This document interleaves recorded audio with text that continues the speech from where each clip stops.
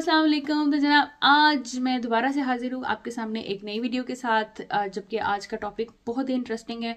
वो टॉपिक है कि ओईटी एग्ज़ाम की एग्ज़ाम डे पे जो स्ट्रेस है उसको कैसे आपने कम से कम करना है। आई कैन नॉट से कि आपने ख़त्म करना है, उसको कम से कम करने के लिए क्या क्या चीज़ें हैं जो कि आप कर सकते हैं।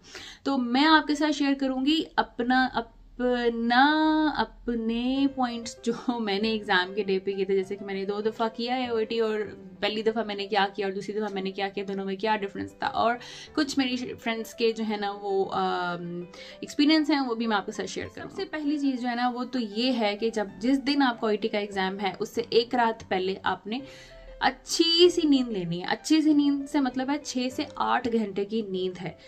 मैं पर्सनली बताऊं, मेरे से सोया नहीं जाता एग्ज़ाम के स्ट्रेस में, लेकिन आप एग्ज़ाम के डे से एक दिन पहले कम से कम 16 घंटे पहले किताबों को बंद कर दें, किसी बक्से में बंद कर दें, किसी अलमारी के ऊपर उनको रख दें। ऐसी जगह पे नहीं जहाँ पे दोबारा आप टच ना कर सके हो, लेकिन किसी ऐसी जगह पे जहाँ पे एटलीस्ट आपको वो फॉर द टाइम बिंग नजर मत आए। आप किताबों को छुपा दें, ठीक है। और उसके बाद 16 घंटे तकरीबन खुद को रिलैक्स करें, नहाएं धोएं, अपने कपड़ों का अरेंज करें। एग्ज़ाम देने के लिए आपने जाना है, सो जाएं 6 से 8 घंटे, ताकि जब आप उठें तो आप बिल्कुल फ्रेश हो, आपका माइंड जो है ना वो बिल्कुल फ्रेश हो, कोई इस किस्म की ओवर स्ट्रेस वाली फीलिंग्स आपको ना आ रही। अच्छी सी नींद लें ताकि आपको थकावट मत हो, जहन आपका सोया हुआ मत हो। ये ना हो कि आप एग्ज़ाम देने से पहले तक से आप जाग रहे थे, आप रात में तकरीबन 2 घंटे सोए और एग्ज़ाम के टाइम पे आपको नींद आ रही थी ना। मैं आपके साथ शेयर करने वाली हूँ अपने पहली ओईटी का एक्सपीरियंस। कि मैं पहली ओईटी जो मैंने दिया था वो मैंने दिया था रियाद में। ट्रैवल करके जहाज़ पे मैं गई रियाद। वहाँ पे पहुंची तकरीबन 3 बजे के करीब। मेरी दोस्त के कुछ रिलेटिव्स थे, वहाँ पे हम लोग रहे। और सुबह जैसे कि आपको पता है पहली दफ़ा था तो कुछ आइडिया भी नहीं था। जैसे कि आपको पता है कि 7 बजे 8:30 बजे उनका वहाँ पे टाइम था एंट्री होने का। तो हम लोग तकरीबन 7:30 बजे यूनिवर्सिटी पहुँच गए। सोए भी कोई नहीं, फजर की नमाज़ पढ़ी और उठ के भागे। 3 बजे मैं पहुँची हूँ, खाना खाया, ऑब्वियसली 2 घंटे हम लोग सोए होंगे। और ट्रस्ट मी के एग्ज़ाम के टाइम पे जब लिसनिंग हो रही थी ना, तो मैं उसके अंदर 2 दफ़ा मेरी आंख लगी लिसनिंग में। ये मैंने बात आज तक किसी को नहीं बताई। और जैसे कि आपको पता है कि अगर आपने एक क्वेश्चन लिसनिंग का मिस कर दिया तो समझे आपने दूसरा भी, अगले कई क्वेश्चन आप मिस कर सकते हैं उसमें। फिर इसलिए आप प्लीज़ अच्छा से सो के जाएं। ये थी आपकी टिप नंबर 1। अब टिप नंबर 2 ये है कि एग्ज़ाम से पहले आपने बहुत ज़्यादा पेट नहीं भर लेना। मेरा प्रॉब्लम ये है कि मैं आपको ये बताऊं कि एग्ज़ाम से पहले ना मुझे क्रैम्प्स पड़ते हैं, बहुत ज़्यादा क्रैम्प्स पड़ते रहते हैं। तो मैं तो ज़्यादा खाना नहीं खा सकती एग्ज़ाम से पहले, मुझे तो बार बार टॉयलेट जाना पड़ता है। इसलिए अगर मैंने ना भी खाया हो तो मुझे क्रैम्प्स पड़ते रहते हैं। अभी ये ऑस्की था मेरा लेटेस्ट, तो उससे पहले मेरी सारी फ्रेंड्स हैं उन्होंने ब्रेकफास्ट किया और खा पी के वो लोग गई और ट्रेन में गए। और वहाँ पे भी, और मैं ट्रेन में भी जो है ना वो कह रही थी कि यार मुझे टॉयलेट जाना है, हालांकि खाया मैंने कुछ नहीं हुआ था, मुझे पता था अपनी कंडीशन का। एक मैंने स्लाइस खाई थी और आधा चाय का कप पिया था कि फास्टिंग भी मत हो मेरी, क्योंकि फास्टिंग से फिर आपको सर दर्द स्टार्ट हो सकती है। तो अगर आपकी ऐसी कंडीशन है तो पेट को खाली भी मत रखिएगा, पेट को भरना भी नहीं है, ज़्यादा ओवर ईटिंग भी नहीं कर लेनी। कई लोग ज़्यादा खा लेते हैं कि हाय पूरा दिन नहीं खाना, एग्जाम में भूख ना लग जाए।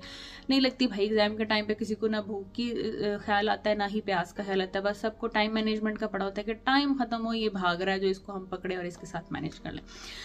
तो आपने खाने का जो है ना इस तरीके से ख्याल रखना है। भूखे भी नहीं रहना आपने, भूखे रहने से आपका सर दर्द करेगा और ज़्यादा खा लिया तो क्रैम्प्स पड़ते रहेंगे। लेकिन अगर कोई मेरे जैसा बंदा है जिसको खाली पेट भी क्रैम्प्स पड़ते रहते हैं तो फिर आपकी किस्मत है भाई, जैसे मैनेज करना है करें। लेकिन एग्जाम से पहले टॉयलेट ढूंढ के तो आप टॉयलेट हुए ताकि एटलीस्ट 2 घंटे आपके सुकून से गुजर जाए। लेकिन एग्जाम में जब आप बैठ जाए ना, मुझे तो अपना पता है, मैं आपको बता रही हूँ, जब एग्जाम में मेरा एक दफ़ा एग्जाम शुरू हो जाता है ना, फिर मुझे क्रैम्प्स पड़ने बंद हो जाते हैं। एग्जाम से पहले मुझे क्रैम्प्स पड़ते रहते हैं, लेकिन एक एग्जाम में बैठने के बाद कुछ याद नहीं रहता भाई, फिर सिर्फ एग्जाम की स्ट्रेस। और अब चलते हैं टिप नंबर 3 की तरफ। वो टिप नंबर 3 जो है ना वो ये है कि आपने, टिप नंबर 3 है एग्जाम वाले डे पे ओवर थिंकिंग नहीं करनी। हाय मैंने तो ये टॉपिक नहीं पढ़ा था, ये मुझे लगता है मेरी रीडिंग की तैयारी नहीं थी, मैं तो स्पीकिंग की अच्छी तैयारी नहीं है, जो कर लिया सो कर लिया, देने के बाद सोचना अब जो भी सोचना होगा। इस टाइम पे ओवर थिंकिंग बिल्कुल भी फायदा नहीं देने वाली, आपको नुकसान देगी। तो भाई स्टॉप ओवर थिंकिंग करना बंद कर दीजिए एग्जाम के डे पे, ठीक है।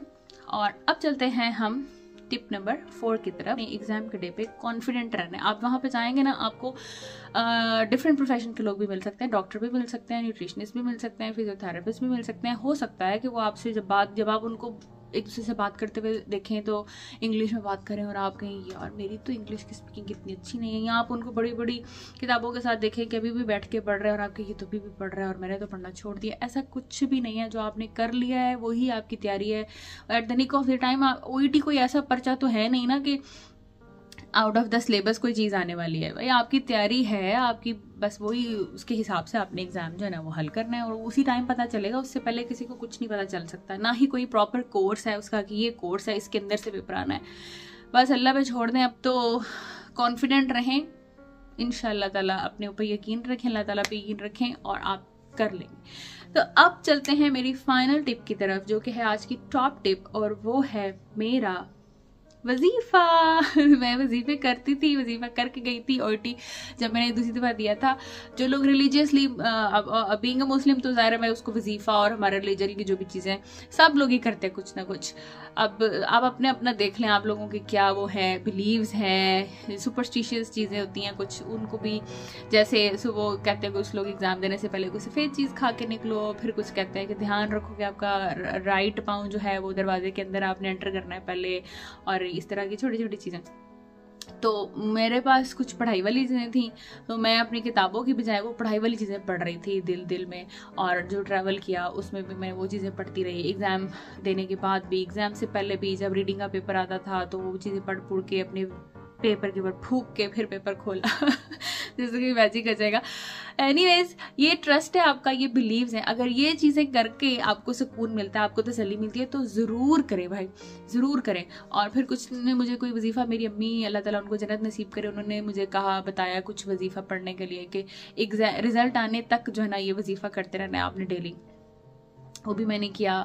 तो खैर, नमाज़ें आपने पढ़नी है अपने अपने बिलीफ के हिसाब से, जो चीज़ आपको तसल्ली देती है आप वो करें और ज़रूर करें।